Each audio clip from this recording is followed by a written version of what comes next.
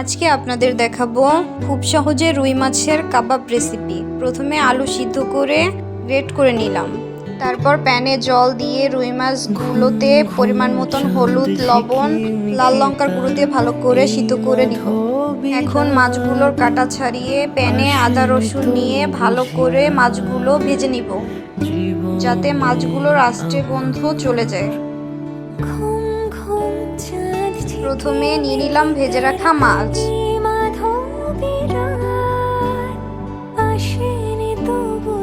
এখন দিয়ে দিব গ্রেট করা আলু, পেঁয়াজ কুচি, ধনেপাতা, কাঁচামরিচ কুচি, কাবাব মশলা, পরিমাণ মতো লবণ, গোলমরিচের গুঁড়ো এবং একটি ডিম দিয়ে ভালো করে ম্যারিনেট করে নিব। তারপর দিয়ে দিব কর্নফ্লাওয়ার দিয়ে ভালোভাবে ম্যারিনেট করে নিব। এখন আমি কাবাব বানিয়ে নিব।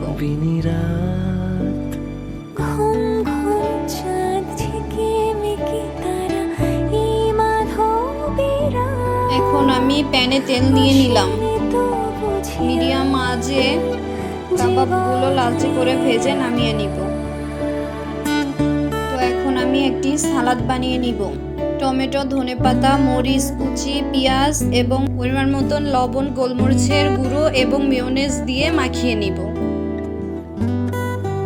এখন আমি আমার বরকে টেস্ট করাবো যে কেমন হয়েছে। সে তো খেয়ে বললো অনেক মজা হয়েছে। চাইলে আপনারাও বাসায় ট্রাই করতে পারেন।